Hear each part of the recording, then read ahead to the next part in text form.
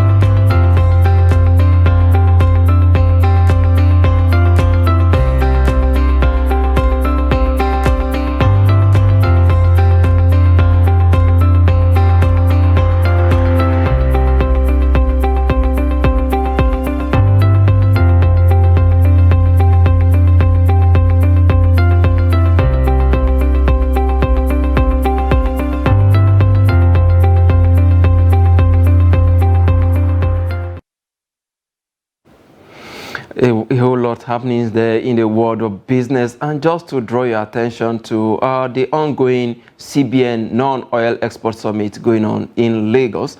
The summit is expected to draw the attention of the country to the potential in the non-oil sector. So a whole lot there that not really tapped from that sector. We have over-relied on crude oil for a very long time. Now that there is so much clamor for us to look at the other sector, especially in the non-oil sector, where we have quite a whole lot of mineral resources that have not really been tapped. Don't forget the gold in so many parts of the northern part of Nigeria. Of course, the solid minerals that we have in the middle belt, and of course, even the agricultural sector. That is quite a whole lot that actually need to be tapped from that sector. So that summit is going on. The CBN is fully supporting the non-oil export, and it's a way, of course, to boost the revenue of the government. Don't forget, currently we rely on oil sector for over 90% of our revenue, which is a huge number. So that is why whatever happened to the price of crude oil at the international market, it actually affects Nigeria revenue. So we hope that the non-oil sector summit being put together by the CBN, of course, that is the second edition, if I'm correct, is going on in Lagos, and we hope that a fruitful discussion is actually going on there, because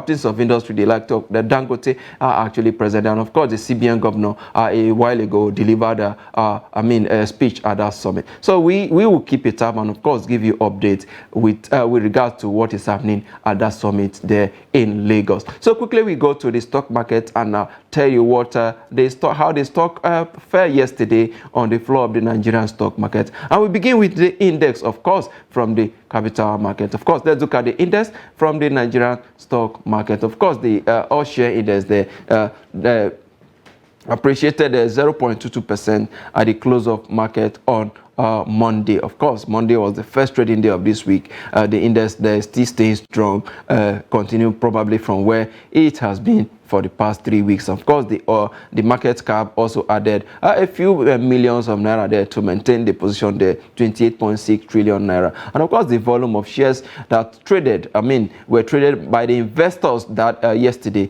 was about 511.384 million. Actually, volume of shares exchange house amongst investors yesterday, valued at 7.139 billion naira. That is a huge one there, though not so much when you compare to some other days, but again, this is a huge transactions there among investors. If you look at the deals there, 5,883 deals actually also exchange house there among investors across various marketing sectors on Monday. We'll look at the gainers on the day. The top gainers for the day, of course, the top three. We have the Multivice there gaining 3 kobo 41, 3 naira rather 41 kobo to close top there at 10%, a very huge number there. The Red Starrest also gaining 2 naira 65 kobo there to maintain the second position, 9.96% on Monday. Of course, the computer warehouse group, of course, an IT solution company,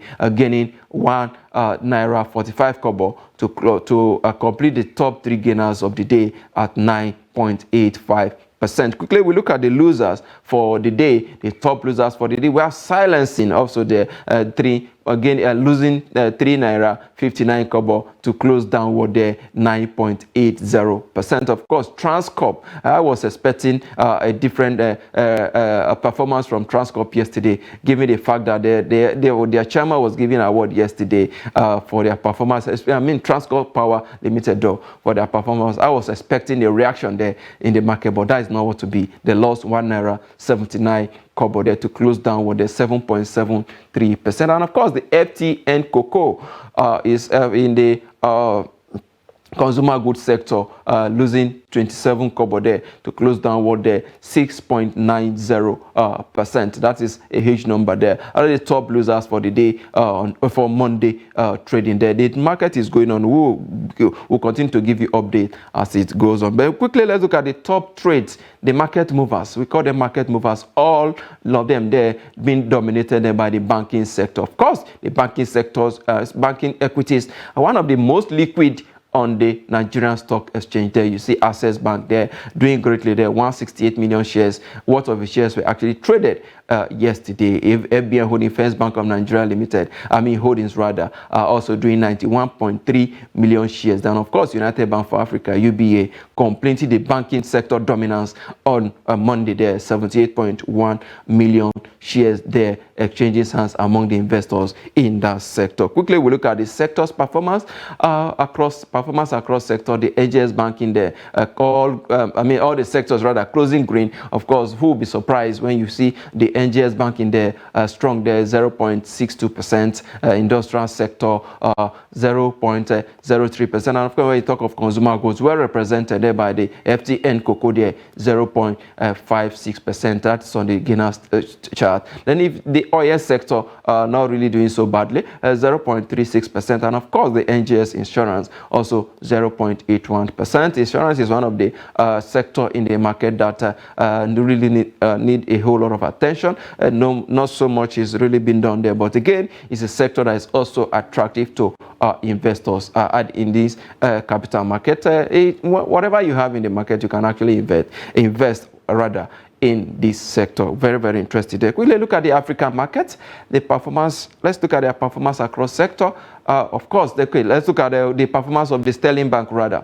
The Sterling Bank released their results last week on Friday rather. So the bank profit after tax, the PAT there grew by 28.5%. That is a huge number, of course, and the profit of the bank there also grew by 19.3 billion naira. That is a huge leap from 15 billion that he reported the previous year. That is an increase of, like I say, 28.5%. And of course, the total asset of the bank also grew by there 1.85 trillion. That's a huge number. Then, of course, if you look at the gross earnings of the bank, 175 billion there, and of course, the customer deposit also strong there, 1.327 trillion naira. And of course, the net operating income there, 108 billion naira. That is the result of the Access Bank for Q1 2023 that was presented on the floor of the Nigerian stock market on Friday. Of course, the one will not be surprised, because if you look at all the results that we've seen from the banking sector, from the Access Bank, Zenith Bank, of course, FCMB, down to Sterling Bank, all are all impressive results. So that is why we're actually seeing the reaction that in terms of how the shares of the banking sectors have done across marketing counters on so far on the trading floor of the market. So quickly, we look at the African market before we talk to our investor. If our African market is ready, we can quickly take it before we talk to our stockbroker from the Nigerian Stock Exchange. If the African market is ready. If it's not ready, we quickly join Jamiu Mohammed, who joins me virtually from the trading floor of the Nigerian stock market. Jamiu Mohammed, good morning. Good morning, viewers. It's a pleasure to be here on the program. Good to have you again on the show. We've seen the banking sector dominating the top trade charts yesterday. What do you think is really do you think is really attracting investors to that? Investors to that sector? We see their result. Is it part of the reasons? Yes, you can see that those that have dominated that sector includes Access Bank. Access Bank giving 1 naira 30 kobo final dividend after it has already paid 20 kobo, which is about 1 naira 50 kobo total dividend. Compared to the price is trading presently, yes, it deserves to be looked into, and that's the reason why investors are keen into that. And looking at also UBA. UBA is one of those that also dominated that sector too. We are having the same information. UBA is paying around 1 naira 10 kobo on their stock. Compared to the price is trading at today, is something that investor has to look into. Looking into GT, Zenith, and many of those banking sector, you see that they are seriously being pursued by investors. So this is not unconnected to the fact that people were thinking that they are seriously going to be affected by the cash crunch that we had earlier in the year. But as we have it, as they started releasing their first quarter results, they prove everybody wrong, and that is why most of the investors are pursuing this stock, and that is why it's having that huge of a dominance in the market as far as the trading is concerned. Very, very impressive response there. Let's look at the Sterling Bank. You saw the highlights of their result that we just presented. So, in terms of dividends, how do you think the investors are actually reacting to this? Currently now, Sterling Bank is trading. Sterling Bank is trading. Is losing 2 kobo to the results being released so far. The stock has moved from the region of 1 naira 50 kobo to the present of 1 naira 70 kobo. So it's one thing to release the result, and it's another thing for investors to display their sentiment about a particular the result being released so far. And don't be surprised. You might be looking at something else, and the analysts can be critically looking at something else. And these are the people that advise investors, and that is why we are having it as we have it this morning.